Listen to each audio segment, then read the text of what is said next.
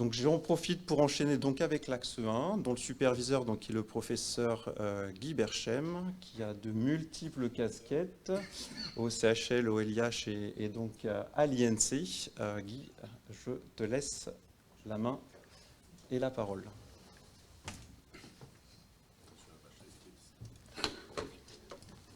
Je vais faire un slide. Bonjour, merci beaucoup Fabrice, merci beaucoup à mes prédécesseurs. Je vais essayer en très peu de temps de vous résumer nos travaux de l'axe 1 en me focalisant surtout évidemment sur l'INC.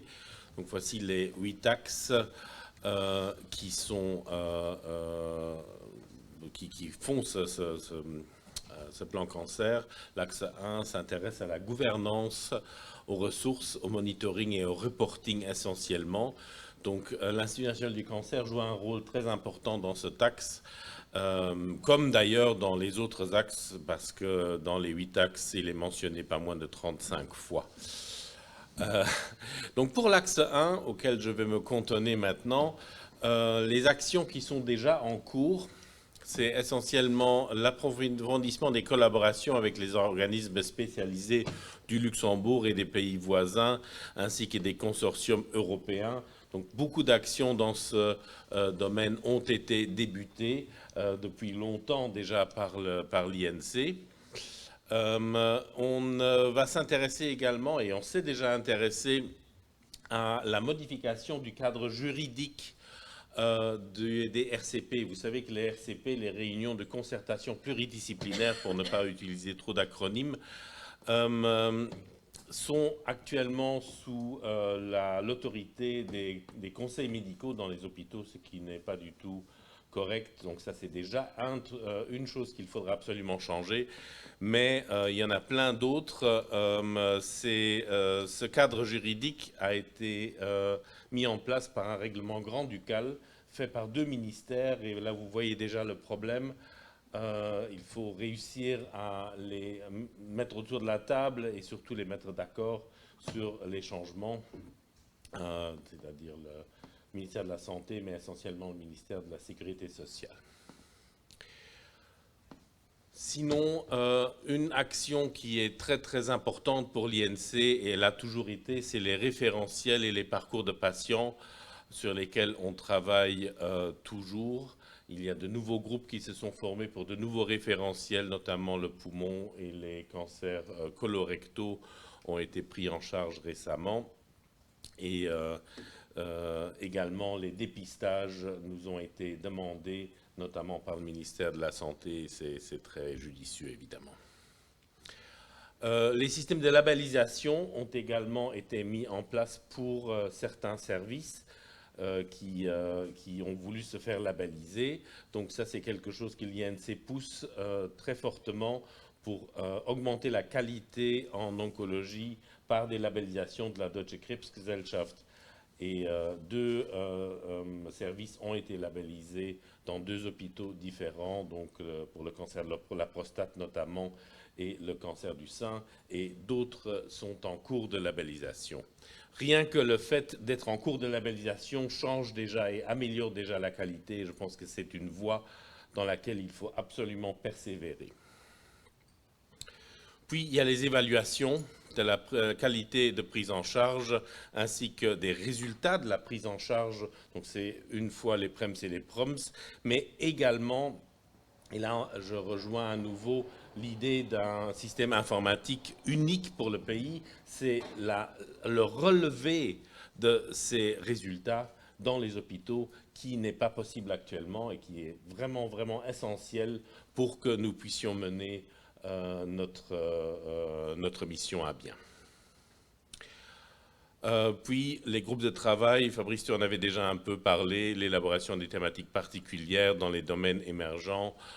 Il y a notamment la médecine moléculaire avec les tumeurs board moléculaires, mais également l'immunothérapie.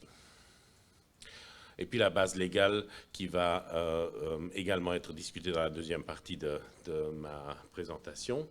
Dans les actions à mettre en route On doit recenser et structurer les réseaux de compétences. Je ne parle pas ici de réseaux de compétences dans le cadre de la loi sur les réseaux de compétences. C'est des réseaux de compétences oncologiques entre hôpitaux. Et je pense que c'est très important de centraliser les activités. Et c'est en train d'arriver déjà, notamment en hématologie, avec le Centre national d'hématologie, qui s'est doté, ou que nous avons doté d'une RCP nationale hémato. Pour la neuro-oncologie également, la situation est très semblable et je pense qu'il faut travailler dans ce sens pour que ces réseaux de compétences réels sur le terrain soient de plus en plus fréquents. Les projets européens sont également très importants. Nous avons, ensemble avec le LIH, nous sommes en train de participer à un projet européen où nous avons été choisis et nous sommes funded pour ce projet. Mais également pour le cancer du poumon, où nous voulons créer également un réseau comme je viens d'en parler. Préparation du prochain rapport cancer. Là, évidemment, nous avons publié le premier rapport cancer. Le deuxième doit maintenant être préparé. Il nous faut là le feu vert du ministère. On l'a demandé depuis un certain temps. Je pense qu'il faut qu'on réfléchisse à ça. Comment on peut mettre ça en place ensemble, parce que ce n'est pas l'INC tout seul qui peut faire ça. Il faut vraiment qu'on mette ça en place et ça, ce serait très important. Pour les indicateurs, mettre en place des groupes permanents, notamment sur le suivi épidémiologique du cancer et ses déterminants. Les RCP disposent d'un cadre réglementaire qui correspond aux besoins réels également. Il y a des indicateurs à élaborer. Et puis des groupes techniques, là aussi tu en avais déjà parlé, revue des indicateurs et d'autres groupes également ad hoc. Voilà, donc comme on l'a déjà dit, donc l'INC est issu du premier plan cancer, le deuxième le porte évidemment également par la plateforme nationale cancer et par notre conseil d'administration. J'ai en fait mis cette dia pour que vous rendiez compte que tout le travail de l'INC, c'est essentiellement 5 personnes. Pour faire ceci. Voilà, quelques clics. Je ne vais pas du tout aller dans les détails de ça, c'est juste pour vous montrer un peu l'étendue des activités.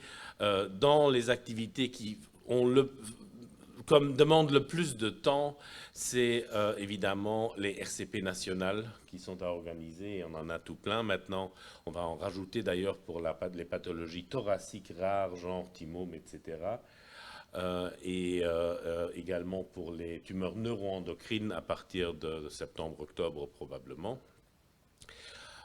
Faire les référentiels, les parcours de patients, les collaborations autour de plans nationaux évidemment prennent beaucoup de temps. Rien que le fait de participer à tous ces groupes auxquels nous faisons partie est déjà un grand travail. Donc je vais arrêter là, mais vous vous rendez compte que tout ça pour 5 personnes c'est assez difficile. Je vais finir par vous parler de quelque chose qui va revenir dans la table ronde à la fin. C'est la réforme de l'Institut et surtout de sa forme juridique. C'est l'étude Toguna et Tomé qui a fait cette étude. Et je vais juste prendre quelques dias de leur présentation.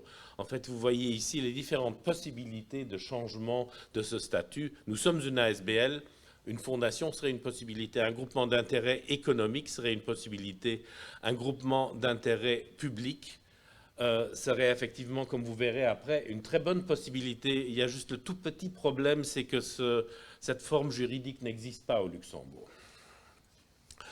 Il y a aussi les administrations ad hoc comme l'Observatoire de la santé et finalement un établissement public. Alors pourquoi? Qu'est-ce que nous voulons vraiment changer? Donc ça a été analysé sous 4 aspects. Donc la capacité d'autorité et de légitimité, ou j'appellerais ça la possibilité de coercition, qui est très faible avec une ASBL. le rôle actif de l'État dans notre INC. En fait, nous voulons que le rôle soit plus actif. Le fonctionnement, évidemment, de la gouvernance, et puis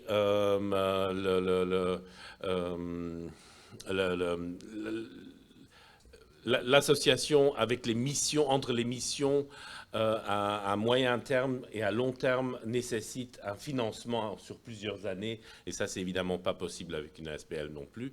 Donc, comme vous verrez, il y a beaucoup de moins, un plus avec la ASBL, donc la gouvernance est relativement assurée. Une fondation n'est certainement pas meilleure. Le groupement d'intérêt économique, probablement non plus, selon la loi du groupement d'intérêt économique. Si maintenant on prend le groupement d'intérêt économique qui existe dans le domaine de la santé, qui est E-Santé, il a été créé par une loi spéciale.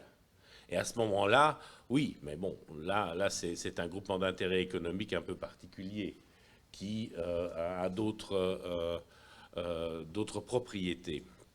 Et le groupement d'intérêt public, comme qu'il existe en France, serait évidemment tout à fait favorable. D'ailleurs, l'INCa en France existe sous cette forme. Mais bon, ça n'existe pas au Luxembourg, donc je pense que c'est pas vraiment possible. Administration ad hoc, observatoire de la santé, quelque chose comme ça serait également une possibilité, évidemment, hein, pour évoluer. Sinon, un établissement public coche toutes les cases. Alors, très rapidement, l'établissement public serait une possibilité. On pourrait, avec un établissement public, avoir un financement sur plusieurs années.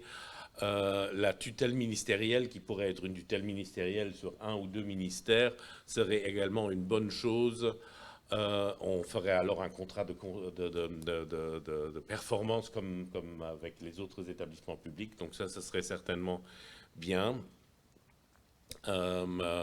Maintenant, il faut une loi pour un établissement public. Avoir une loi n'est pas simple, certainement. Ça prend du temps. Sinon, le maintien de la structure juridique actuelle est l'autre possibilité. On pourra très bien revenir là-dessus tout à la fin, à la table ronde. Mais alors, il faudrait au moins changer certaines choses. Il faudrait que l'INC soit déclaré d'intérêt public. À ce moment-là, apparemment, un financement sur plusieurs années est possible, du moins sur 2 ans. Je ne savais pas ça, donc on pourra en discuter. Et bon, renforcer le rôle décisionnel de l'État également dans cette ASBL serait théoriquement possible. Voilà, donc on est arrivé à la fin. Nos perspectives et besoins, c'est une augmentation des ressources dédiées pour pouvoir réaliser diverses actions et mesures du PNC2. Une possibilité de planification financière plus pluriannuelle et plus souple, et la décision politique sur l'évolution de l'INC. Et tout ça, il ne faut pas oublier que l'INC est la garantie de la continuité du PNC. Merci beaucoup.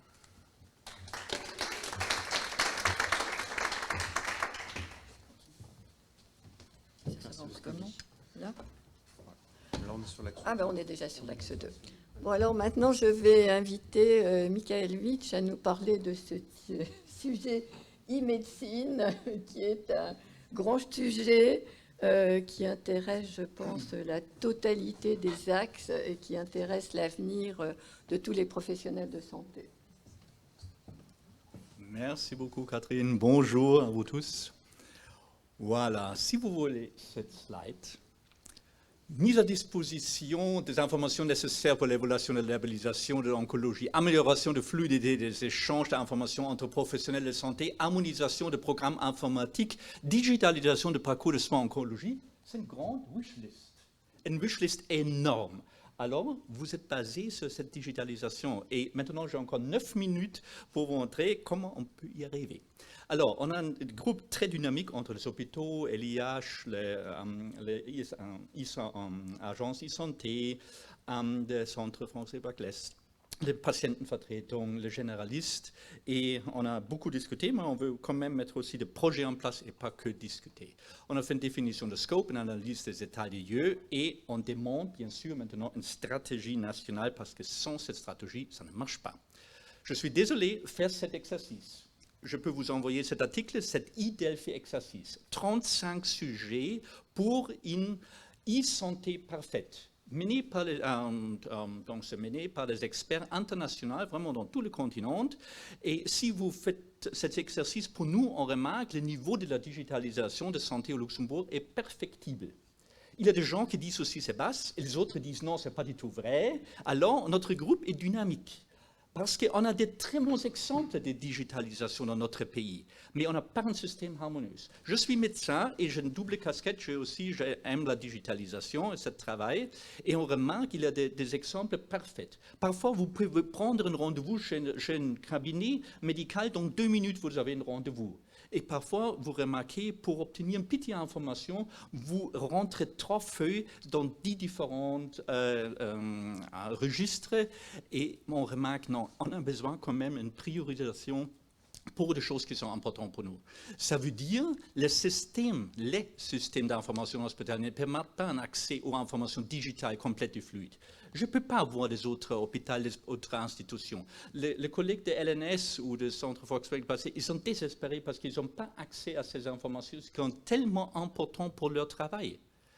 Et si je vois maintenant les registres de concert national et la mise à jour de ce registre, on remarque que ce système ici ne permet pas de créer des données en temps réel pour piloter la santé, tant au niveau des patients ou des institutions, ou même au niveau de l'État. Alors, il faut mettre en place les outils et les incitations pour le professionnel de santé. Il faut clairement dire, si on veut des données structurées des médecins, des hôpitaux, il faut clairement dire, OK, quel est votre incentive pour ça?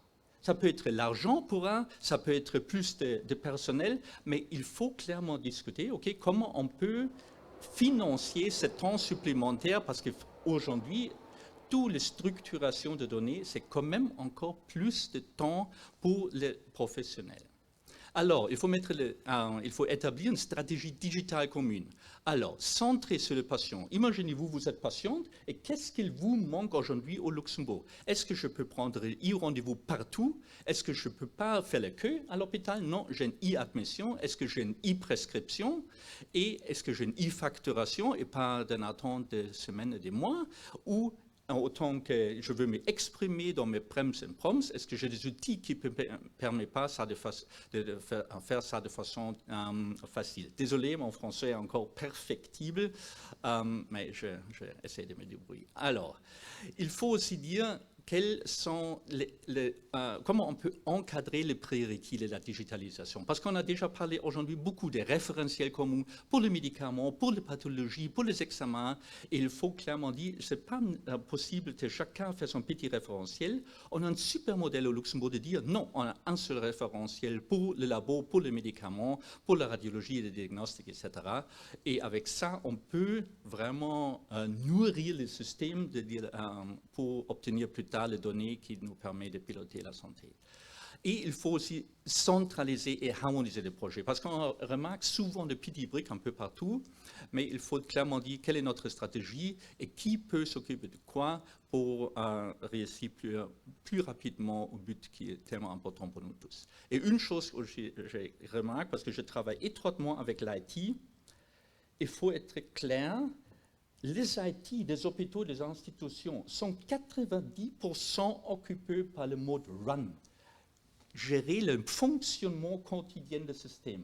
Maintenant, on veut presque une révolution digitale sans investissement supplémentaire. Ça ne marche pas. Ils sont tellement débordés, alors il faut investir. On a besoin de gens qui peuvent piloter le projet, parce que ce n'est pas que financier un outil. Il faut aussi dire qui peut mettre ça en place, qui accompagne le professionnel et le patient pour le change management des utilisateurs, l'utilisation de nouveaux outils. On n'a pas cette personne. On remarque parfois qu'on a des parfaits outils, mais personne ne peut vraiment former et introduire le système. Et ça, c'est tellement dommage. Donc, il faut introduire intégrer ça directement dans la planification de projet. Mais ce n'est pas tout rouge, il y a aussi des verts. Donc un rattrapage au niveau de digitalisation, il est possible, ça c'est clair, parce qu'il existe de très bons exemples.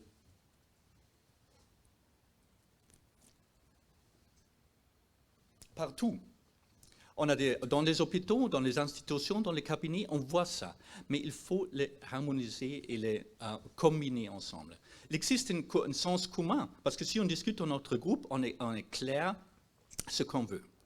Aussi, l'agence e-santé est très, des échanges avec eux sont très dynamiques au sein de l'Axe 2 et on remarque maintenant, on veut par exemple faire un proof of concept avec eux pour dire on veut créer déjà un petit dossier oncologique parce qu'on attend bien sûr une solution nationale, mais on ne veut pas dire on attend encore quelques ans. Non, qu'est-ce qu'on peut faire déjà maintenant pour obtenir déjà une certaine expérience? Je reviens aussi à ce point encore. L'écosystème au Luxembourg est suffisamment grand pour réunir la connaissance nécessaire. On remarque qu'on a les très bons IT, on a les très bons médecins, les épidémiologistes, et on peut, partout on a des experts, alors, mais pas dans tous les endroits. Alors il faut clairement dire, on peut, si on se réunit, on peut obtenir les connaissances nécessaires, et on est assez petit pour discuter. Je n'ai jamais discuté, Madame le ministre n'est pas là, mais quand même, de s'exprimer devant le ministre, c'est quand même quelque chose que je trouve bien. Alors, on a la chance ici de réunir les experts, les décideurs ensemble pour avancer rapidement. Donc, je vois vraiment un potentiel que Luxembourg peut servir d'une e-santé qui est modèle pour le patient et pour le professionnel. Maintenant, je me concentrerai sur deux choses. C'est le système d'information de santé. Il manque un système d'information permettant un partage permanent et ergonomique des données du patient. Il faudrait soit un système centralisé, donc pour le moment, vous le savez bien, il y a quand même un projet national pour un seul système, mais on n'a pas encore de détails. Si ce n'est pas possible de créer vraiment un seul système centralisé, il ne faut pas dire maintenant on arrête ce projet, il faut clairement dire qu'est-ce qu'on peut faire avec les systèmes existants, de créer par exemple un système chapeau qui est interfacé avec les systèmes existants pour permettre cette accessibilité pour le professionnel de santé. Ça, c'est pour nous très important. On a besoin d'un système qui permet clairement l'échange entre nous et l'accès aux données de façon facile. Pas des millions de différents clics, non. C'est intégré et pour ça, c'est aussi très important de dire on a besoin, je veux à tous ces points d'attention, que il y a aussi aujourd'hui très souvent encore les règlements GPDR comme argument contre cette centralisation de données. Mais si on demande aujourd'hui nos patients et les professionnels, on remarque qu'on ne veut pas cette brique. On veut que les données sont fluides, échangeables et on a un accès à ces données. Pour quelques données, on peut discuter qu'il y a une restriction, mais en général, les patients sont très pour. Alors, la protection de données qui est tellement importante, on est tous bien conscients de ça, que ne peut pas être un frein pour ce projet ou pour notre axe. Il faut peut-être rediscuter quelques règlements pour obtenir une très bonne fluidité. C'est un exemple facile. Vous connaissez ANIM, donc ça c'est les archives nationales des images radiologiques. Mais malheureusement, entre les hôpitaux, ils ne sont pas accessibles au historique. Dr. Lenz ne peut pas voir toutes les images d'un patient. Et vous comprenez comment un radiologue peut comparer des résultats aujourd'hui s'il n'a pas un historique complet. Alors, l'argument, c'était GDPR. Alors, il faut rediscuter est-ce que ces règlements sont vraiment dans l'intérêt des patients. On veut aussi, le DSP et les carnets de vaccination sont un très bon exemple. Jusqu'à maintenant, ils sont sauf dans le centre François Baclès, pas directement intégrés dans notre système. Maintenant, on travaille ensemble pour les intégrer. Et on va y arriver cette année encore pour vraiment de mieux en mieux de l'intégrer dans notre système. Mais c'est un long processus. Ce n'était pas planifié dès le début du projet. Et ça, c'est un peu notre approche. Pour le futur, on veut quand même les experts métiers sont intégrés directement dans le grand projet de la digitalisation de santé pour pas des années plus tard essayer de rattraper les erreurs qu'on a faites. Donc, je vais me concentrer encore, parce que je n'ai que 10 minutes. Les réunions de concertation pluridisciplinaires, c'est un très bon exemple, c'est un modèle de cet échange. Parce que cette réunion, c'est les experts multiples, les oncologues, les radiologues, les radiothérapeutes, les pharmaciens, les collègues de LNS qui fait l'anapath. Donc tous ces collègues veulent discuter un cas qui sont traités dans les différentes institutions au centre au Luxembourg. La question, c'est maintenant comment ces informations de différents systèmes peuvent fluidement rentrer dans un seul vue pour un RCP. Et on ne remplit pas de millions de petites pages qui ne servent à rien. On veut un système qui me permet, je planifie un patient la semaine prochaine et toutes les informations sont présentes pour ce patient. On fait, parce que ce groupe n'est pas là pour rédiger les données qui sont déjà présentes. Non, ce groupe est là pour discuter quelles sont les conséquences de cette tumeur, quel est le traitement pour cette tumeur, qu'est-ce qu'on peut proposer comme parcours pour le patient. Et pas faire tous les freins administratifs avant. Non, on veut que le système ait dans les informations et je peux partager cette information. Parce qu'une chose est claire, cette information sert à beaucoup pour les registres plus tard. Et on n'a pas que les registres nationaux, on a des multitudes de registres internationaux. Il faut remplir tout le temps les mêmes informations et pour ça j'ai écrit aussi, on veut que le système permet, je registre une fois l'information et plus jamais. Et pas dans des millions de sous-systèmes. Et je vous jure, si vous me suivez un jour dans mon travail comme diabétologue, je remplis encore beaucoup de fois les mêmes informations. Chez moi, de moins en moins, mais quand je vois les oncologues, je trouve que c'est inacceptable qu'on accepte aujourd'hui encore cette multitude de saisies de données qui sont déjà faites. Alors, comme j'ai écrit, on a besoin quand même des incentives pour eux. Alors, si on résume ça, on a besoin d'une stratégie commune centrée sur les besoins des patients, des professionnels de santé, des recherches, ainsi que c'est le pilotage et le financement de santé. Un système d'information de la santé comme base commune. Une harmonisation, centralisation des projets de la digitalisation du PNC2, une incitation pour la participation active des professionnels de santé et des patients, parce que pour moi, cette change management, c'est un prérequis pour ça. Si on ne réfléchit pas comment je peux motiver tous les professionnels de suivre ce principe de digitalisation, on ne va pas réussir. Pour ça, on a besoin de ressources humaines pour analyser, planifier, réaliser et maintenir le projet de la digitalisation. Et, comme je l'ai déjà dit, on a besoin de cadre légal de la protection de données adapté aux besoins de PNC2. Alors, nous souhaitons solliciter le soutien de Madame la ministre de la Santé pour que les besoins de PNC soient intégrés dans le cahier de charges d'une solution nationale. Ne croyez pas n'importe quelle solution, même s'il s'appelle EPIC et coûte plus de 100 millions d'euros, que tous les besoins de notre pays sont intégrés directement dans une telle solution. C'est un rêve qui n'est pas vrai. Donc pour ça, c'est absolument important que les experts pas seulement cet axe, donc cet plan concern national, ont vraiment une voix pour ce cahier de charges d'une solution nationale. Parce que rediscuter plus tard avec les grandes entreprises mondiales, vous pouvez oublier, ils ne vont pas le faire. Il faut le discuter dès le début, sinon ils ne sont pas intégrés et on court des années derrière ça pour rattraper cette gap. Alors, pour ça, on a besoin aussi, pour le projet de la digitalisation, une harmonisation dans le cadre d'une stratégie nationale. Est-ce que c'est nécessaire qu'on crée une borne d'admission au CHEM, au SHL, au Centre Barclays, où on a dit non, on a 4, 5, 6, 7 institutions, on achète un seul système qui est performant pour nous tous. Avec ça, le travail est fait une fois et pas 6 fois. Vous comprenez ? Il n'y a pas une concurrence vraiment entre nous. On a un seul CNS. Mais jusqu'à maintenant, je remarque dans beaucoup de domaines encore cette idée, chacun doit faire ça lui-même. Et je pense pour le futur, il faut changer cette stratégie et beaucoup plus de projets centralisés, mais qui avancent aussi. Ça, c'est aussi une chose. On ne peut pas dire l'État doit le faire, mais si ce n'est pas fait, bien sûr, on prend l'initiative et on fait nous-mêmes. Alors, on a besoin d'une vraie stratégie qui nous aide. Et comme je l'ai déjà dit, le financement de projets, surtout au niveau des ressources humaines, sont permis via un fonds national. Et je suis très ravi, dans le Gesundheitsdash, peut-être que vous avez lu la publication qui a été faite cette semaine, c'est marqué un fonds national de la digitalisation. Ah, je me retrouve, voilà. Très bien. Merci beaucoup.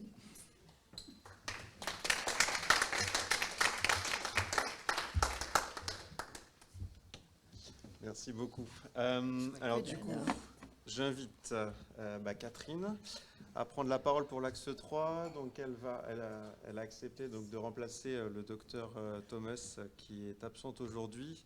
Et donc tu vas nous présenter l'axe 3. Ça avance là, c'est sûr. Juste ça pour avancer. Non, le gros bouton pour avancer. Ah, ok, voilà.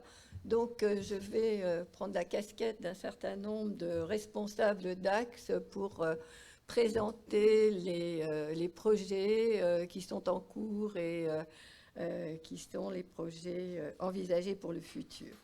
Alors, dans l'axe 3, le premier, je m'excuse, je lis sur l'ordinateur, j'ai oublié mes lunettes pour voir de loin, donc...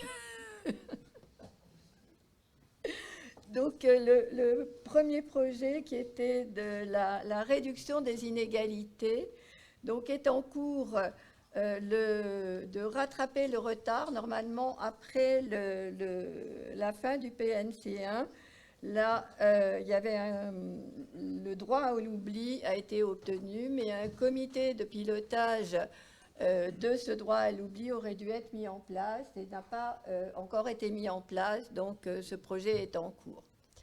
Alors on voudrait aussi avancer par rapport au droit à l'oubli, c'est vrai on veut toujours plus, mais il y a les pays avoisinants et en partie la France où la grille de référence a changé et pour un certain nombre de cancers en France, ce droit à l'oubli a été mis à 5 ans, donc on aimerait que pour le Luxembourg suive ces mêmes possibilités pour un certain nombre de nos patients.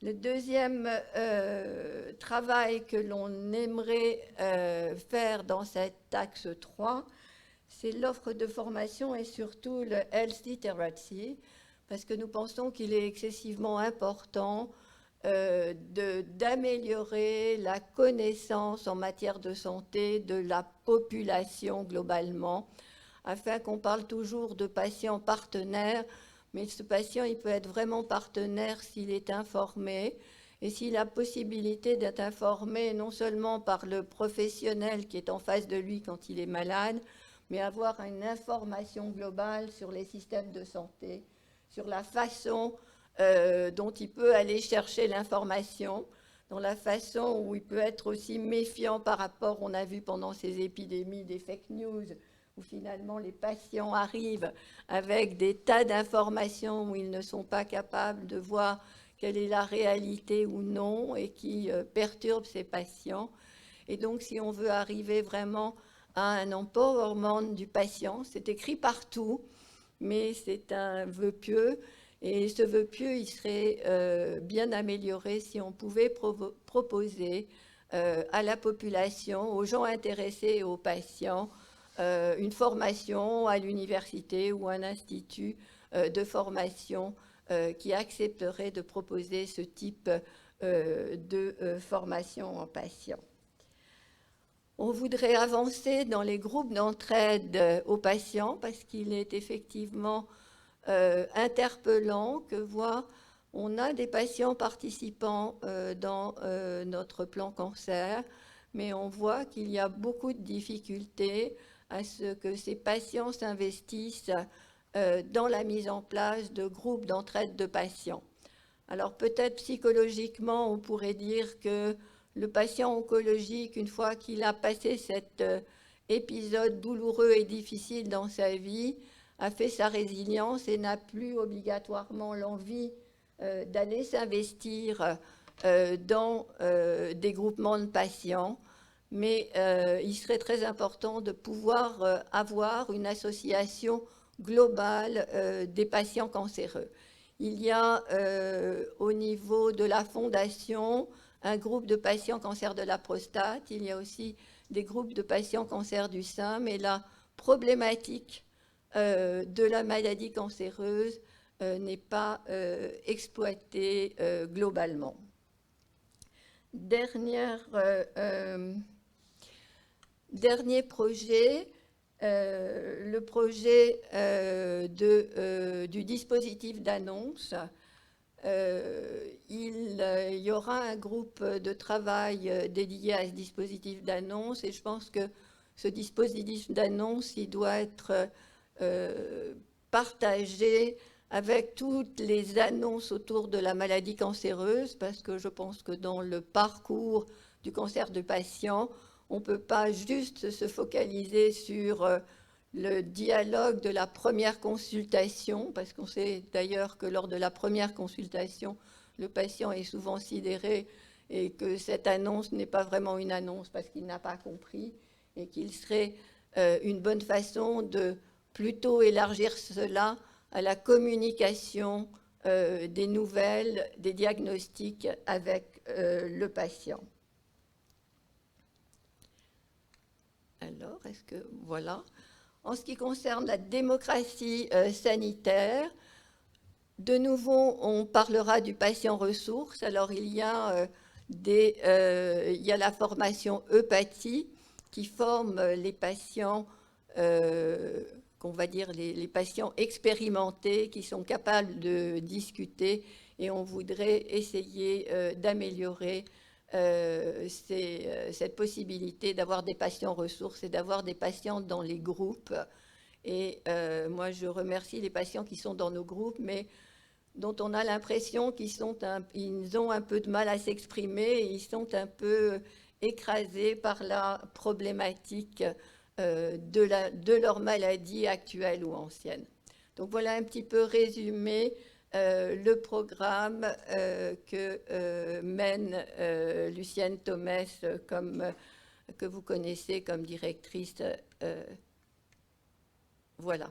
Alors, quelles étaient les... Je lis quelles étaient donc ces volontés et ce qu'elle voulait. Donc, c'est le résumé de ce que je viens de vous dire. Et elle souhaitait que dans le cadre du plan Cancer 2 en particulier, on puisse mettre en place une étude nationale pour voir quel est l'état de la population luxembourgeoise par rapport à la health literacy, quelle est sa connaissance par rapport au système de santé qu'il utilise. Voilà. Alors, je vais rechanger de casquette. Maintenant, je m'appelle Guy Fargarazzi, qui est un beau jeune homme, grand et jeune, et très efficace. Donc, voilà. Alors, cet axe 4, c'est un grand... Hein? Quoi? Mais, oh, écoutez. Alors, et ça n'avance plus maintenant, après ce que j'ai dit. Mais j'ai fait le gros bouton, je m'excuse. S'il vous plaît. Ouais, bah... Hein? Et la suivante, tout de suite. Non, mais je te remercie. Donc, ceci, je ne vous le lis pas. D'abord, je ne peux pas le lire, donc je ne vous le lis pas. Donc, vous voyez que l'axe 4 a un large programme. Non, mais tu te moques de moi. Voilà, c'est ça. Donc, voilà cet large programme de l'axe 4, dont le titre est « Prévention, dépistage et épidémiologie ». On va rentrer encore épidémiologie dans indicateurs, dans toutes ces petites choses dont on a parlé tout à l'heure. Donc, qu'est-ce qu'on a fait parmi les premiers items? Eh bien, on devait échanger avec les différents plans cancer, comme tu en as parlé, Françoise, tout à l'heure, effectivement. On a fait des échanges avec les responsables des autres plans cancer et les actions nationales en cours pour essayer de favoriser des synergies sur le plan tabac, sur le plan alcool, sur le plan Gesundheitsessen, parce qu'évidemment, le plan cancer va dire ne fumez pas, bougez, et le plan tabac va dire ne fumez pas. Donc, il serait une bonne façon comment être en bonne santé et regrouper tous ces plans. Donc, nous allons travailler à une stratégie de communication communes et d'essayer de s'intégrer les uns dans les autres, afin, si vous le permettez, d'avoir des campagnes peut-être un peu plus accessibles. En ce qui concerne de ce que nous avons à venir, il y a une étude internationale, nous voudrions faire une étude internationale comparative sur les actions de communication innovantes, parce que on a vu que dans les différents pays, finalement, il y a beaucoup d'actions, mais on voudrait savoir celles qui sont les plus réussies. Et donc, quel exemple pourrions-nous avoir par rapport à cette communication? Et donc, aussi réfléchir à quelle sera la communication de cette prochaine stratégie et au niveau du plan cancer 2. J'ai encore fait quelque chose qui ne va pas. Si. C'est bon. J'ai besoin d'aide. Voilà. Très bien. Alors, en cours, alors cela est par rapport au programme de dépistage. Donc, il y a un audit externe, une évaluation des programmes de dépistage organisés pour sein et cancer colorectal, avec une évaluation avec le CIRC et l'IARC de Lyon, que donc la division et le ministère de la Santé avaient déjà initialisé au décours de ce plan cancer, et dans un objectif d'améliorer le dépistage, de voir si on peut l'améliorer, de voir aussi si on peut augmenter le nombre de patients adhérents au dépistage, bien que les chiffres que tu nous avais montrés montrent que le Luxembourg est relativement bien placé par rapport à d'autres pays, et qu'on voit très bien que tous les pays maintenant stagnent relativement à un certain niveau dans les campagnes de dépistage, et de voir quelle politique on pourrait adopter. Et autre projet, c'est d'associer les données du registre national du cancer avec les données du programme de dépistage de mammographie, et donc à travers le projet Reliance, qui nous permettrait d'évaluer les bénéfices réels du programme de mammographie. Dernière... maintenant, j'ai plus rien. Tu peux. Ah, ok. Donc, en cours, le soutien financier du registre du cancer. Donc, comme tout le monde sait, et malgré leur désolation, le registre du cancer n'est pas en temps réel, et il est relativement très en retard par rapport aux données. En cela, ils ont la problématique de la consolidation des données collectées dans les hôpitaux. Alors, on ne va pas repasser par l'informatique mais le registre du cancer, c'est des charmantes petites data managers qui vont regarder dans les dossiers de chaque hôpital, et qui vont réencoder dans un registre.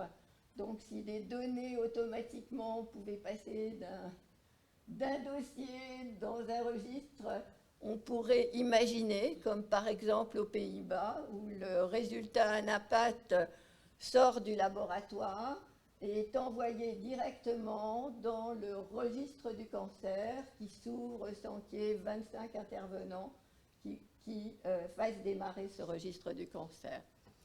Donc, le plan national cancer a donné des moyens financiers pour permettre d'aider le registre à rattraper ce retard, en particulier avec des moyens informatiques. Alors, il y a encore un dernier projet qui est donc, puisqu'on est dans l'épidémiologie, qui est un projet qui a été initialisé par l'Axe 4 et l'Axe 5 de Caroline Duhem, qui est de mettre en place une étude nationale de la perception du parcours de santé pour le cancer au Luxembourg. On s'est dit qu'on voulait des indicateurs sur les parcours cliniques du patient. Je vous rappelle que c'était déjà une des remarques des auditeurs du premier plan cancer, c'est qu'il y avait beaucoup d'actions, mais qu'il n'y avait pas d'évaluation d'actions et qu'il n'y avait pas d'état des lieux avant de commencer la mise en place d'un plan cancer. Donc on s'est dit que donc, nous allions faire un état des lieux et que cet état des lieux permettrait d'être répété régulièrement, permettant à la fois d'orienter les actions et d'autre part de voir la progression des actions entreprises. Donc ce co-live, on va essayer de recruter 500 à 1000 patients, de patients qui ont été atteints de cancer dans les 5 dernières années. Et donc on va les interroger sur tout leur parcours oncologique. Tous les axes ont participé. Donc, on leur a demandé si ils pouvaient prendre un rendez-vous électronique, comment ils pouvaient avoir accès à leur dossier. Enfin, on a essayé de parcourir absolument tous les axes, regarder aussi s'ils étaient d'accord pour participer pour la recherche. Et donc voilà, donc ce projet va passer au CNER au mois d'août et devrait commencer au mois de septembre ou octobre. Les patients auront une petite app comme ça, avec des petits personnages qui vont les accompagner et ils pourront remplir tous ces critères que nous avons, je dirais, on a mis entre les différents axes, je crois, 3 ou 4 mois à reviewer tous les uns et les autres pour être sûr que ce questionnaire serait bien valide et bien reproductible pour les années d'après. Donc j'espère, Françoise, que que tu es intéressée par ce projet. Alors, ce que je voulais dire, oui, alors on n'a pas fait pour la pédiatrie puisque vous connaissez l'état du SNOP à l'heure actuelle. Oh, pardon. Mais ce que je voulais dire, c'est que si vous regardez sur le site de l'INCa en France, vient de mettre en place une étude de ce style pour la population pédiatrique en envoyant à tous les gens ayant eu un cancer dans l'enfance à partir des années 2000, avec un questionnaire qui est relativement similaire au nôtre et qui permet aussi de voir les survivors en pédiatrie. Donc, je pense que, bon, évidemment, nous n'avons pas inclus les enfants dans ce projet parce que les questions n'étaient pas adaptées et les parcours n'étaient pas encore réalisés. Mais en tout cas, je pense que quand le SNOP aura vu une certaine ampleur, on pourra avoir ça. Et pour vous dire qu'en France, par rapport à la protection des données, l'INCa sort ces données du registre du cancer. Hein, donc, voilà, interopérabilité des données des uns et des autres. Donc, ils peuvent faire cette enquête à partir du registre du cancer en France. Voilà, ben merci.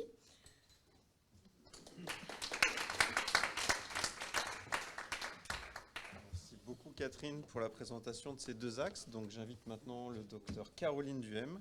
Gros bouton. Voilà, ça devrait aller. C'est pas très bon. Catherine, tu aurais pu continuer sur ta lancée, Catherine, et faire l'axe 5. Hein, donc Non, mais j'ai encore 7 à faire. D'accord. Attends, parce que là, excuse-moi, j'ai déjà tout foiré. Je suis en avant. Oui, pardon, désolé. Hein, voilà. Donc l'axe 5, et donc d'abord pour commencer par cette devise que j'aime beaucoup et qui pourrait être celle de notre axe, c'est-à-dire qu'on nous demande en tant qu'oncologue et de clinicien de manière générale de prendre des décisions parfaites sur des bases d'information, ne parlons même pas d'informatisation imparfaite, et donc sans que le but de notre axe soit de devenir parfait, au moins d'approcher de l'excellence, si possible à la fin de notre mandat, en optimisant les ressources que l'on a et en acquérant, en tout cas en diagnostic, de nouvelles compétences. Alors vous voyez, on ne sait n'hésitez pas à le lire, mais au moins on voit que les cases sont relativement limitées par rapport aux autres axes en termes de nombre, mais par contre, il s'agit de vastes chantiers que voici. Donc, premièrement, optimiser les ressources existantes. Je pense qu'on ne saurait assez se réjouir des progrès vraiment magistraux qui ont été réalisés dans la qualité du travail du laboratoire national de santé, au travers de la spécialisation des acteurs, de la communication également de ceux-ci, en discours individuel, mais également au travers des RCP. Ce que l'on voudrait, et ça a déjà été dit, c'est avoir une standardisation des comptes rendus. On a eu une réunion préliminaire avec certaines personnes du LNS et du RNC pour pouvoir avoir non plus des PDF, mais directement, comme tu le disais Catherine, comme tu le disais aussi Michael, peut-être des données qui pourraient être directement injectées, non seulement dans le dossier patient, mais directement ou indirectement dans le RNC, etc., de manière à être utilisable non seulement en clinique, mais également pour les labellisations, le RNC à multiples buts. Donc, premier travail, mais également aussi de soutenir le LNS pour se staffer davantage et reconnaître des professions de santé qui ne le sont pas encore. Par exemple, les laborantins d'ANAPAT ne sont pas encore des acteurs, des personnels de santé reconnus. Et ça, c'est un travail qui doit être certainement soutenu également au travers du PNC. Pareil pour l'imagerie médicale, on va travailler dans le deuxième semestre, gros chantier, ça a l'air très simple, et on se demande, mais bon Dieu, mais c'est bien sûr, mais ce n'est pas si simple, et Vincent ne me contredira pas, la standardisation des comptes rendus, de manière à avoir, selon des critères spécifiques d'évaluation, des données qu'on pourrait de nouveau directement utiliser, puisque maintenant, non seulement il y a une grande variabilité intra-hospitalière, inter-hospitalière, ne parlons pas des organes, on n'a pas, maintenant il y a des échelles qui sont validées, par exemple pour les immunothérapies, par exemple pour la neuro-oncologie, et on voudrait commencer à demander à ce que nos confrères, pas seulement radiologues, mais également nucléaristes, puissent avoir un début de structuration dans leur compte rendu. C'est extrêmement très utile aux cliniciens, aux patients et au parcours patient et de manière plus large à l'utilisation des données. Pour ce qui est des nouvelles compétences, le diagnostic génétique, qu'il soit oncogénétique ou en génétique somatique, on voudrait également faire progresser les choses. C'est une mission qui nous a été donnée dans l'axe 5. Alors pour l'oncogénétique, on ne part certainement pas de nulle part, puisque déjà depuis 2018, cette mission a été donnée et faite par le Centre national de génétique au LNS. Mais ce que l'on voudrait aussi, c'est que pour avoir des données standardisées, il faudrait au moins aussi que les cliniciens puissent envoyer des demandes qui ne le sont pas moins. Et on a déjà proposé des critères de demande standardisés au LNS. On est un petit peu en retard par rapport à la génétique somatique parce qu'il y a eu beaucoup de choses. Et comme vous le savez, on a eu des invités à la table de travail, le Covid entre autres, qui nous ont mis un petit peu en veille de ce point de vue-là. Donc il y a quelque chose qui est déjà préliminaire mais qui n'est pas encore abouti. Les fameux référentiels dont on a déjà parlé dans les autres axes qui doivent être également validés. Bon, bien entendu, on ne va pas refaire la roue, il s'agit de reprendre des référentiels qui sont déjà publiés au niveau national et international dans les pays voisins. Parcours clinique en collaboration avec l'axe 4, c'est quelque chose qui existe déjà pour les femmes à haut risque d'un cancer du sein, mais à ma connaissance, c'est le seul parcours clinique qui existe dans ce domaine. Staffer l'équipe, vous avez les délais que l'on a. Bon, ce n'est pas propre au Luxembourg, mais on pourrait certainement diminuer ces délais en n'ayant pas forcément beaucoup plus de médecins généticiens, mais en ayant également cette nouvelle profession de santé qui doit être créée en tant que telle, qui est le conseiller en génétique, de manière à diminuer les délais et pouvoir créer également des circuits d'urgence. Les cliniciens et les patients, bien entendu, savent à quel point il est important dans certaines circonstances d'avoir un accès rapide à ces tests génétiques pour des mesures surtout thérapeutiques, puisqu'il s'agit de l'axe 5 ici, et non pas de diagnostic et non pas de prévention. Et là où il y avait non pas un cadre juridique à rénover, mais simplement tout à fait inexistant, il est en train d'être créé justement par le cabinet Tegouma et Tomé. Et on a eu on a eu 2 WebEx avec Maître Tegouma et Tomé qui sont en train d'élaborer donc un cadre juridique avec une trame qui doit être créée, mais qui va s'inspirer de nouveau des grands pays voisins dans ce domaine de l'oncogénétique. Pour ce qui est de la génétique somatique, là, on s'inscrit définitivement dans une perspective de médecine de précision. L'affaire n'est pas nouvelle, mais commence à se préciser en diagnostic 100 ans. Donc, on est vraiment en transaxial dans ce domaine-ci. Et nul doute que Simone va nous en parler pour le domaine de la recherche, mais pas que. Donc, génétique somatique, on a travaillé pour faire en sorte que les tests commerciaux dans le domaine du cancer du sein, que sont MammaPrint et Oncotype, qui sont des tests standardisés et validés qui permettent d'établir de manière plus précise que le diagnostic ANAPAT seul le risque de rechute et dès lors l'indication oui ou de préférence non de faire une chimiothérapie qui permet de manière générale à éviter 30% des chimiothérapies qui auraient été prescrites sur base du protocole anatomopathologique seul. Et depuis 2021, fin 2021, la prise en charge non seulement logistique, mais tout le déroulé de ces demandes ont été assurées par le LNS. C'était précédemment assuré, en tout cas sur le plan financier, par la Fondation Cancer, qui de manière ponctuelle, mais systématique, il faut le dire, assurait le remboursement de ces tests, qui sont maintenant faits dans des indications strictes de demande, mais également on a demandé qu'il y ait des suivis de décision pour qu'on puisse avoir un indicateur de qualité, beaucoup de questions d'indicateurs, mais également qu'on puisse peut-être se projeter dans une approche de cost effectiveness, non seulement pour ces tests commerciaux, mais peut-être pour les suivants aussi, qui sont la génétique somatique, donc le séquençage à haut débit, qui intéresse la roue virtuelle, évidemment, qui est à la fois celle de la pratique de la santé publique à droite et de la recherche fondamentale à gauche. Je ne parlerai que de la première à droite, puisque c'est l'axe 5 qui est développé encore dans les quelques minutes qui vont suivre. Alors voici évidemment de manière schématique la roue idéale de ce qu'on appelle le Comprehensive Genetic Profiling, c'est-à-dire que dans, disons, certaines tumeurs ou certaines impasses thérapeutiques, de pouvoir analyser et faire un profilage extrêmement précis en profondeur de dernière génération de la tumeur ou de la patiente, de pouvoir aboutir à trouver une cible insoupçonnée ou inespérée, de pouvoir avoir soit des critères de résistance à des traitements conventionnels qui sont d'ailleurs extrêmement onéreux, ou alors plutôt dans la version positive, de pouvoir donner un traitement ciblé qui est susceptible de donner un bénéfice aux patients. Là, évidemment, c'est quelque chose que l'on voudrait de manière fréquente, mais qui pour l'instant n'est rencontré que dans 15 à 20% des cas, et encore dans les meilleures séries. Alors, pour l'instant, on ne parle pas de rien, bien entendu. Déjà, depuis 3 ans, Guy, Nicolas, je pense, on a donc ce genre d'approche qui a été précédemment organisé et payé par l'INC, mais maintenant, c'est de nouveau le LNS qui assure non seulement la logistique, c'est-à-dire le choix des échantillons, mais le transport, enfin, en tout cas, l'aménagement, le fait que l'échantillon arrive à EncoDNA en Belgique et il soit analysé, l'acheminement, merci, voilà, décidément, l'acheminement, il soit analysé et de manière, bien entendu, encore au moins aussi importante, que les données en soient revues, analysées et retransmise par un expert étranger qui est le docteur Aftimos, pour l'instant de l'Institut Bordet, avec une RCP nationale qui est actuellement organisée, mais qui est encore relativement timide, dans le sens où depuis le début de l'année 2022, il n'y a eu que 14 patients qui ont été revus dans le cadre de cette RCP nationale, qui n'est pas rien, mais qui, au vu des données les plus récentes, devrait s'étoffer, puisque les indications vont probablement augmenter. Alors bien entendu, le fait d'avoir de la génomique, surtout de dernière génération, c'est une source croissante de confusion pour les médecins qui n'ont quand même pas vraiment d'expérience, en tout cas pour les gens d'un certain âge dans ce domaine.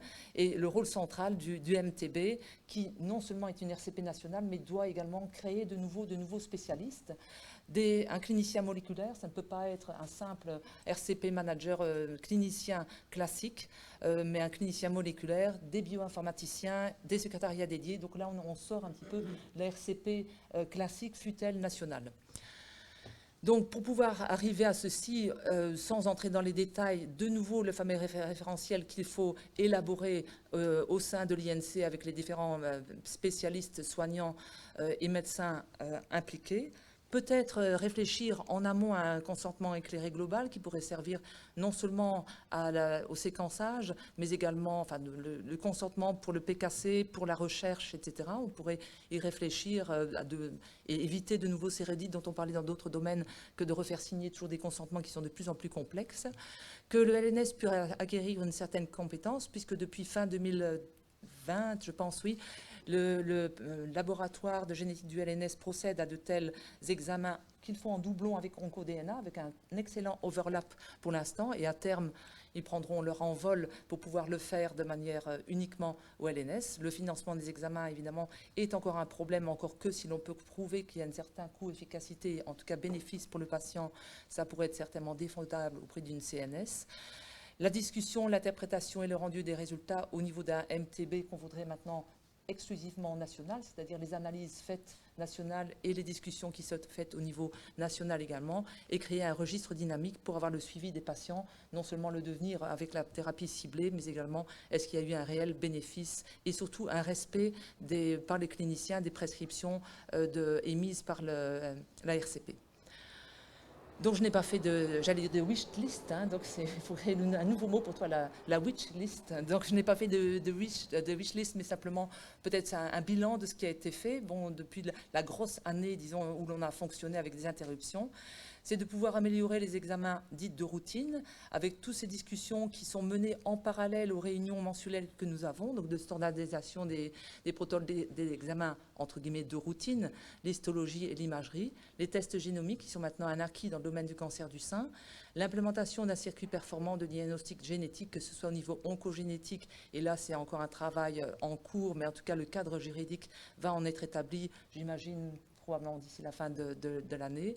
Et puis le GCP et le Molecular Tumor Board avec un groupe et un clinicien dédié à cette fin. Et ce faisant, je vous remercie.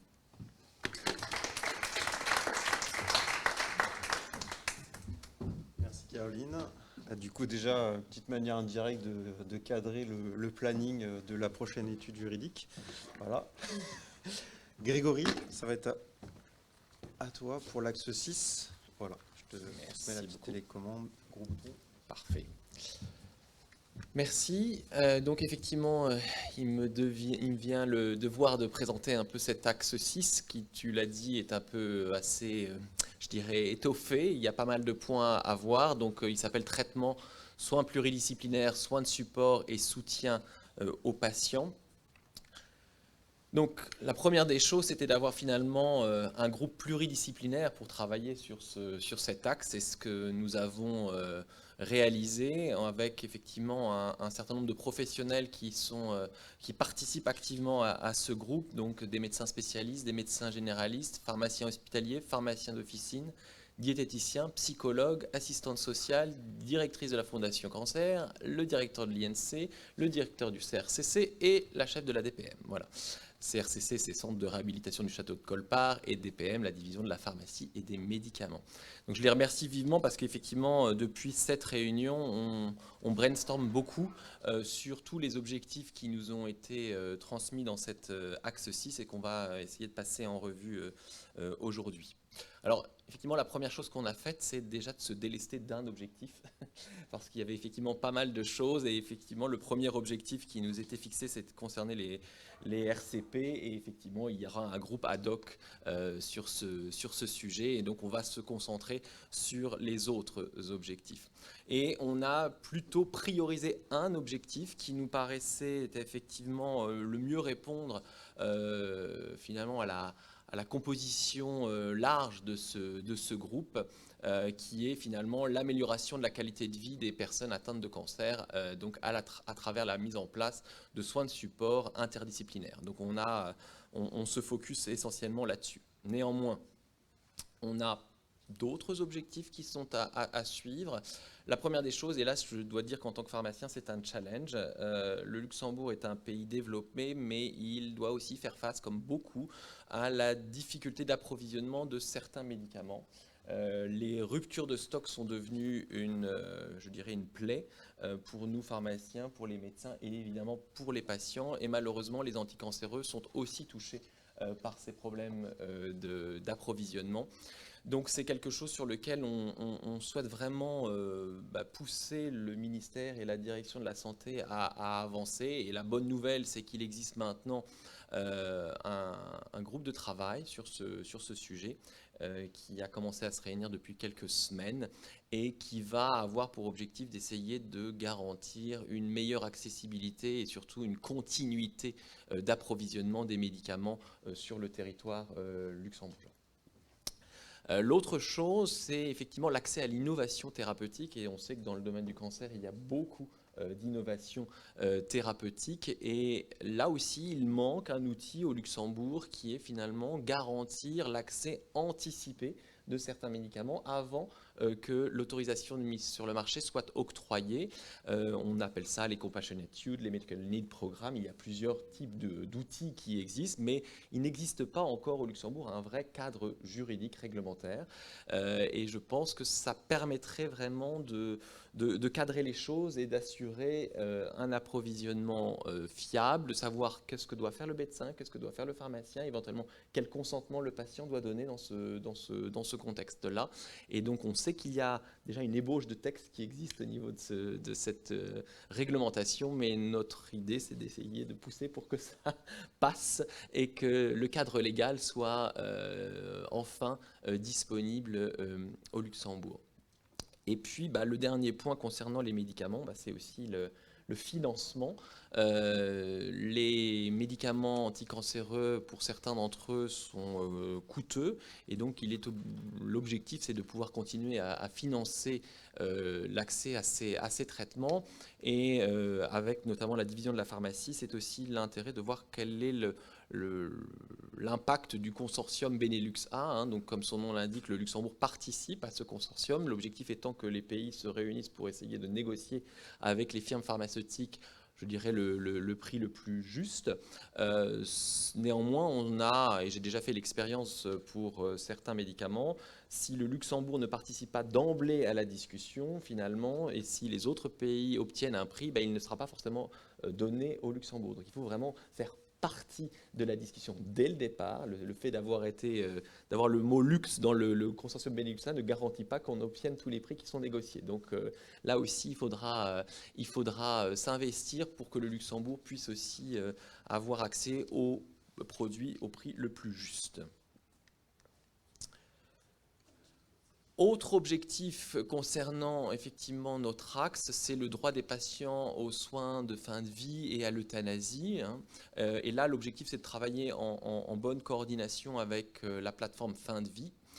Alors, on a fait quelques premières réflexions et je dois dire que c'est lié aussi aux expériences peut-être des uns et des autres concernant donc l'euthanasie ou l'assistance au suicide. Il n'existe pas au Luxembourg un consensus sur les produits que l'on peut utiliser, contrairement à ce qui peut exister notamment en Belgique où ils ont établi finalement des protocoles et des listes de produits et qui doivent être toujours accessibles sur le territoire luxembourgeois. Ça aussi, c'est aussi important. Et je cite quand même une expérience que j'ai vécue personnellement lors d'une situation d'assistance au suicide. J'ai dû personnellement aller chercher des traitements en Belgique avec ma propre voiture pour pouvoir garantir cela sur le territoire luxembourgeois. Et ça, je ne pense pas que ce soit quelque chose qui soit tolérable. Lorsqu'on a une réglementation, il faut aussi se donner les moyens de pouvoir l'accomplir correctement.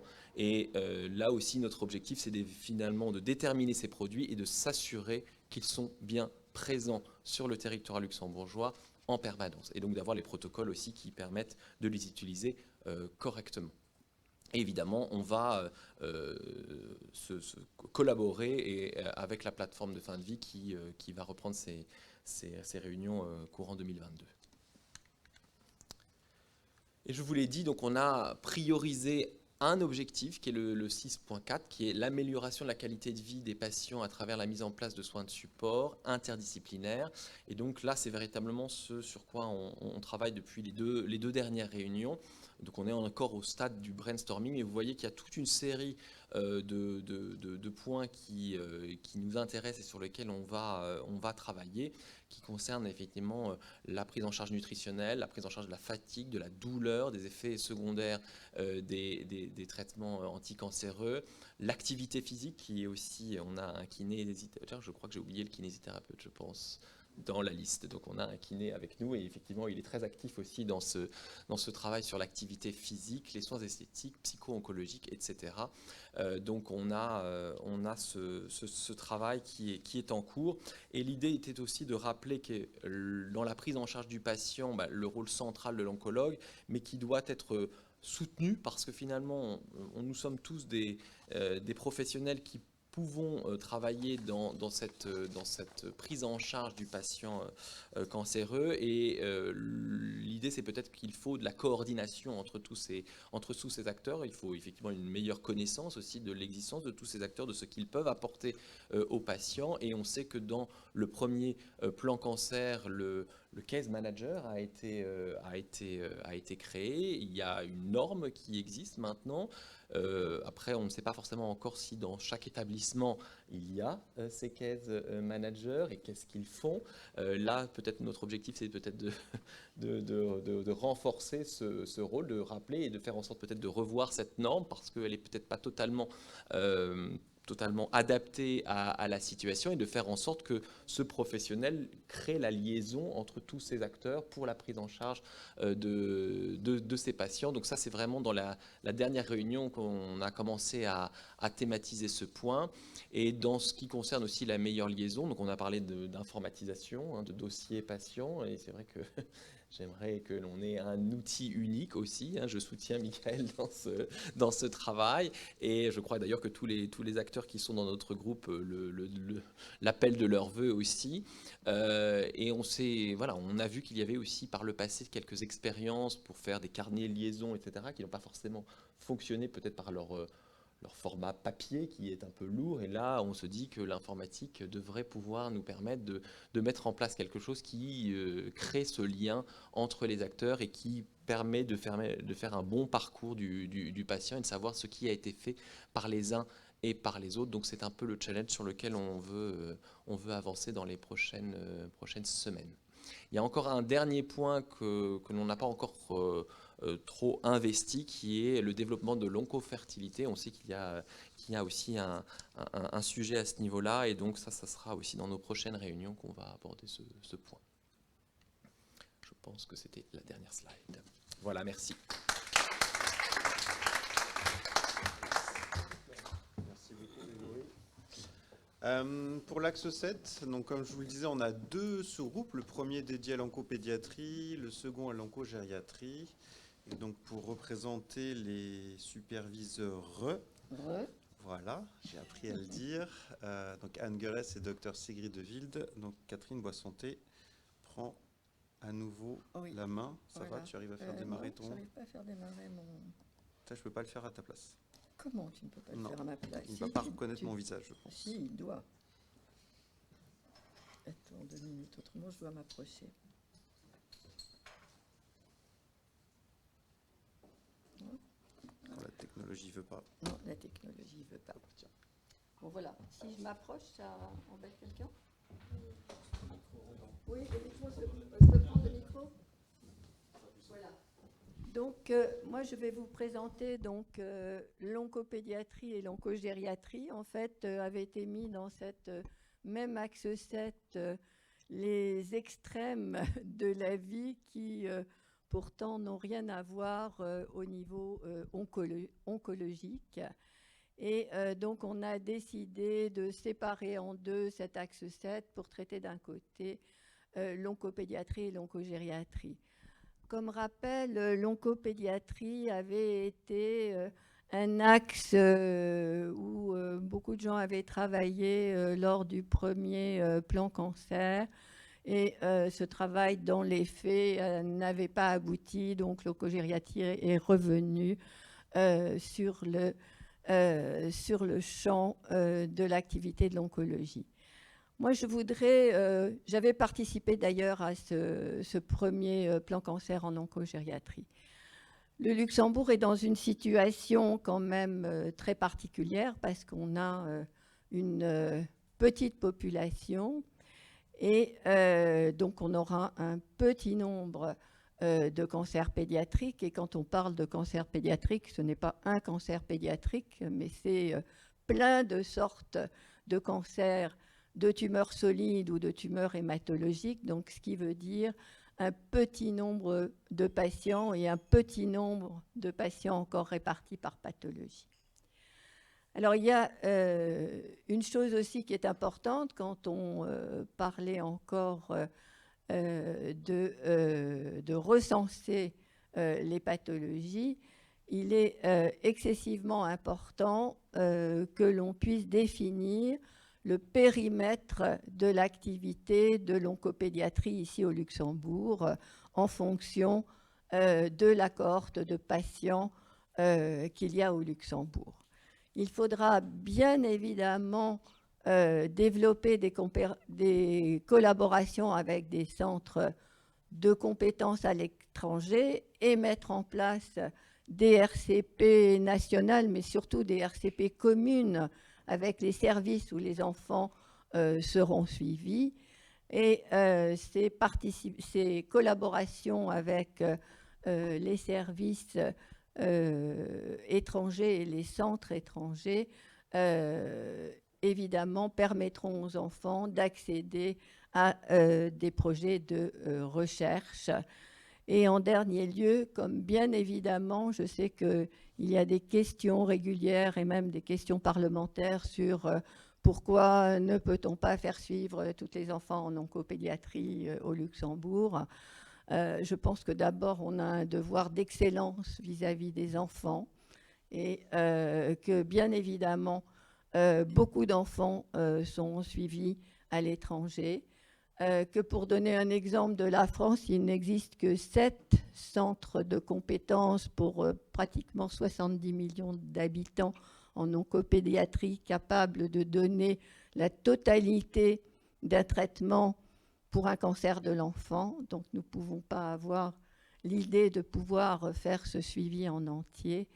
Et par contre, je pense qu'il faudra réfléchir, comme avec l'axe 3, la modalité, la durée des congés d'accompagnement pour les parents, parce que je pense que c'est une épreuve à la fois lourde et longue, et qu'il y a des parents qui se trouvent en grande difficulté de perdre d'emploi et dans le cadre de l'accompagnement des enfants. Et je pense que là, il faudra réfléchir à des mesures sociales pour les enfants.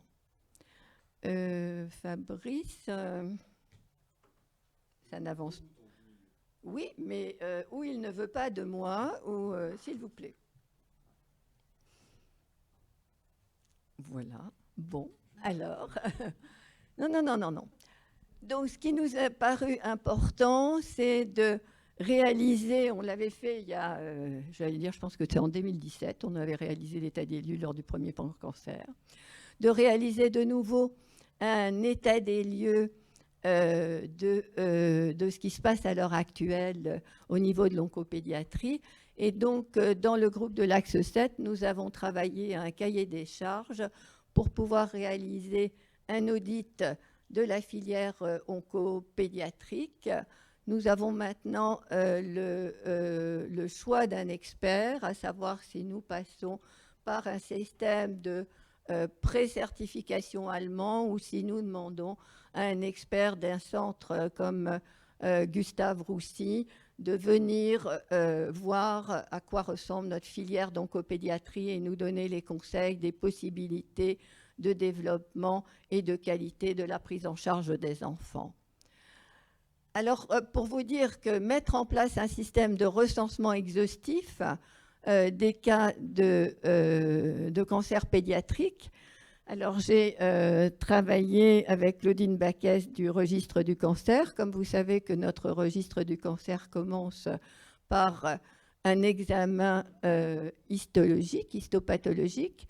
Les enfants n'ayant pas eu de prélèvement histologique et n'étant pas tracés au LNS ne sont pas rentrés dans le registre du cancer, pour commencer.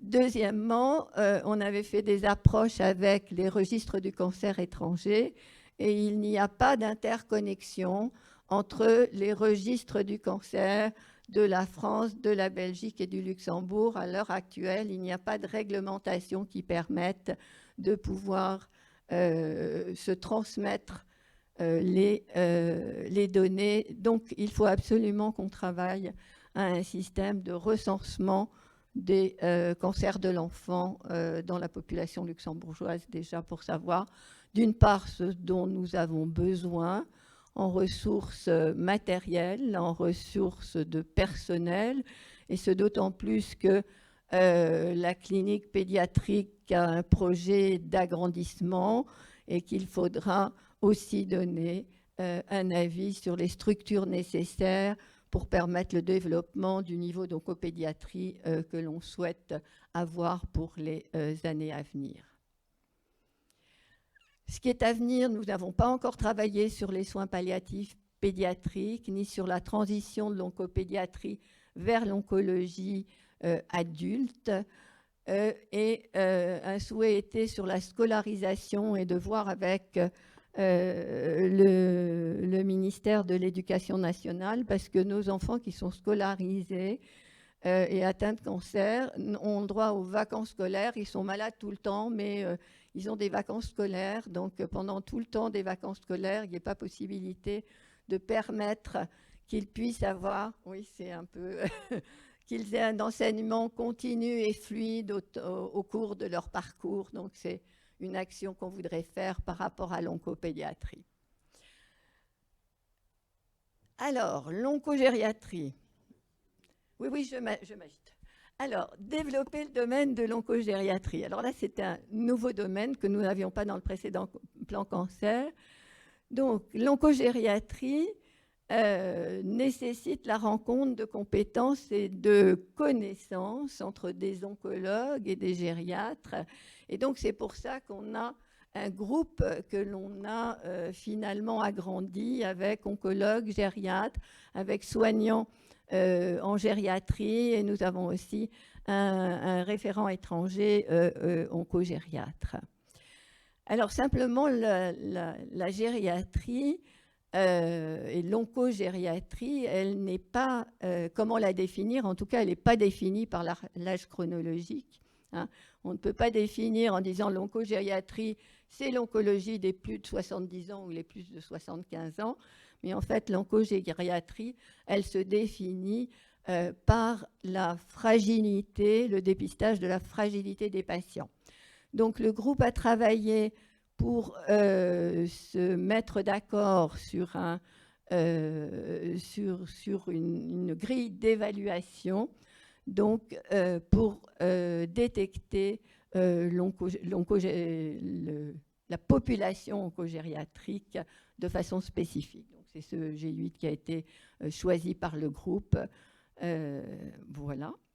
Donc, en cours, nous, pour pouvoir favoriser les échanges entre les différentes spécialités, comme l'a dit Fabrice, on a décidé de faire une réunion scientifique avec un expert étranger entre les sociétés d'oncologie, les sociétés de gériatrie et aussi les spécialités chirurgicales qui aussi, pour certains, voient quand même des patients à profil gériatrique et fragile. Donc, cette conférence sera ouverte à tous et de façon à commencer un travail sur l'oncogériatrie, puisqu'il faudra aussi définir qui sera présent pour les RCP et comment nous allons pouvoir commencer à développer cette oncogériatrie. Voilà. Donc, voilà ce que j'ai dit. J'ai déjà dit ça avant. Donc voilà, et une chose importante, c'est la réhabilitation spécifique pour les personnes âgées, pour l'oncogériatrie, qui est sûrement un domaine qui sera différent de la réhabilitation que l'on a à l'heure actuelle à notre disposition. Voilà, merci beaucoup.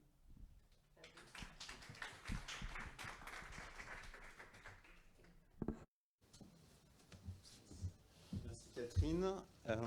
Du coup, j'invite Simone, le superviseur donc, de l'axe 8. Merci Simone. Je pense que toi, ça va fonctionner. Le gros bouton. Le gros bouton. Très bien. Très bien. Alors, merci beaucoup pour pouvoir présenter l'axe 8. Bien qu'on soit la dernière axe du plan cancer, j'aime citer la fameuse phrase « La recherche d'aujourd'hui, c'est la médecine de demain ». Donc, la recherche prend quand même un rôle important dans le plan cancer 2. Ce que nous avons défini comme objectif, on a en principe 3 objectifs. C'est le développement de la recherche translationnelle, c'est augmenter l'accès aux traitements innovants à travers la recherche clinique, donc les essais cliniques, et aussi instaurer la recherche sur la prévention. Il y a 4 mesures sur lesquelles on a focalisé ces dernières 2 ans, 1 ou 2 ans, je crois. Et donc, je commence avec ce qu'on a accompli. Donc, d'abord, pour augmenter le développement de la recherche translationnelle et pour aussi définir qu'est-ce que c'est la recherche translationnelle, c'est en fait la recherche de transfert, c'est-à-dire le transfert entre la recherche fondamentale et l'application en clinique. C'est le transfert et l'interprétation rapide des connaissances et des technologies innovantes vers des applications diagnostiques et thérapeutiques au bénéfice du patient. Donc, nous avons l'ambition de mettre en place un centre national pour la recherche translationnelle en cancérologie, et une première étape a été accomplie, c'est-à-dire qu'on a reçu un financement d'amorçage par le FNR et le plan cancer pour mettre en place un tel centre. On a eu un grand événement de kick-off le 30 avril pour présenter les ambitions à un large public et pour avoir le feedback d'un grand nombre de stakeholders. Donc, ce qui est en cours actuellement, c'est vraiment de développer un programme de recherche translationnelle à long terme pour ce que nous appelons le NCTCR, donc National Center for Translational Cancer Research. Ce programme, il va inclure la recherche sur la prévention, la recherche sur la qualité de la prise en charge, le suivi des patients par des méthodes innovatives, le développement permanent du diagnostic moléculaire, et là on chevauche très étroitement l'axe 5 sur le diagnostic moléculaire, puisque c'est un développement permanent de la recherche qui va permettre d'améliorer le diagnostic moléculaire. Nous voulons aussi développer la recherche sur les immunothérapies cellulaires et permettre l'implémentation des immunothérapies cellulaires au Luxembourg. Et avec tous ces programmes-là, à la fin, développer les essais cliniques et les études cliniques au Luxembourg. En parallèle, nous allons mettre en place une collection nationale cancer, donc National Cancer Collection, NCC, qui permettra de stocker des échantillons de tumeurs et de sang d'une majorité de patients au Luxembourg pour la recherche translationnelle. Pour cette initiative, sous la coordination de l'INC, il y a un groupe de travail en place qui s'occupe de différents aspects qui sont importants à régler, que ce soit le sample flow, data flow, informed consent management, governance, information support systems, etc., etc. Donc tout ça est en cours. Et finalement, ce qu'on n'a pas encore adressé jusqu'ici, c'est marqué ici, c'est en partie parce que certains de ces points sont en dehors de nos, je dirais pas compétences, mais pouvoirs, et sont en partie aussi adressés par d'autres axes.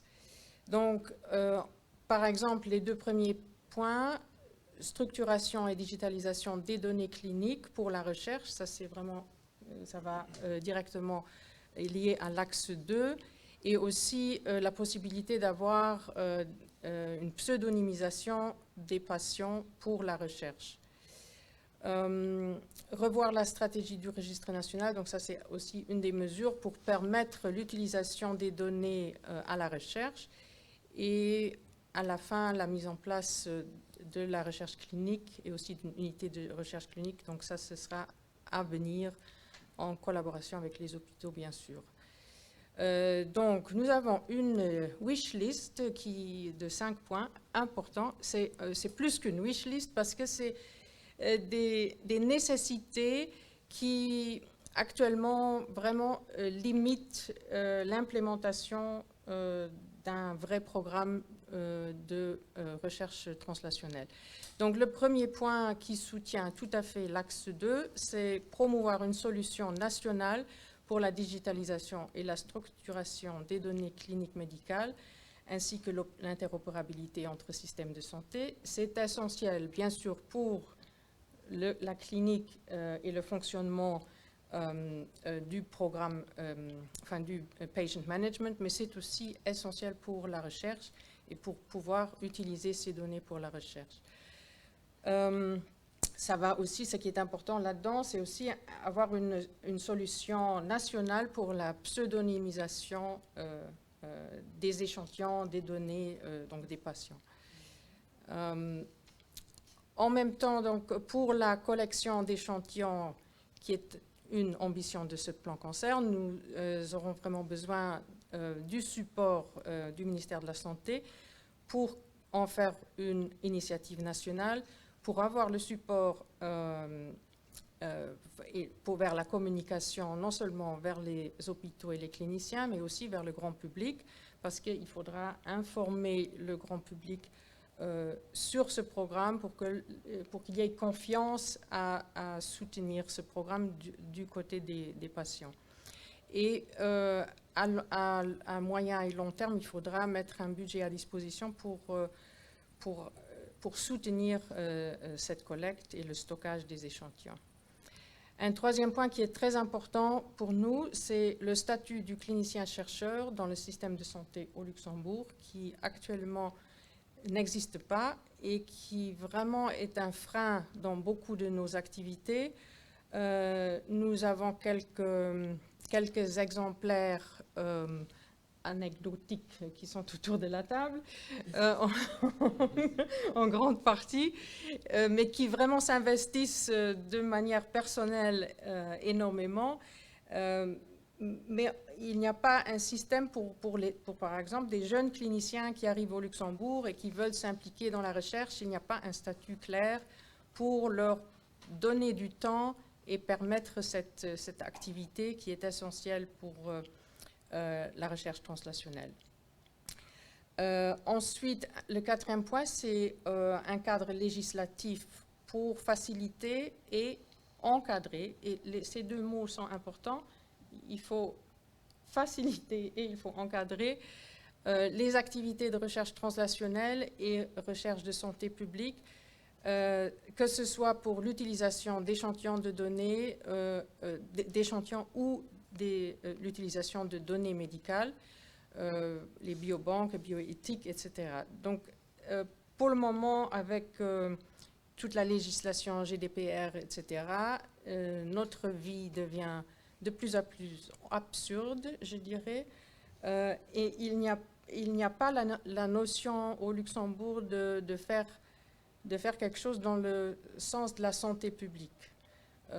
Donc, actuellement, toutes les réglementations GDPR sont prises au point de la lettre, même si ce n'est pas nécessairement dans l'intérêt de la santé publique.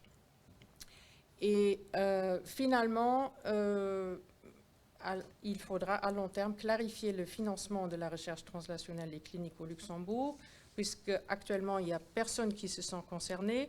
Ce n'est pas le ministère de la Recherche et ce n'est pas le CNS qui se sont concernés, alors que, comme je viens d'expliquer, c'est quand même c'est la médecine de demain qui est en train de se faire, et donc il faut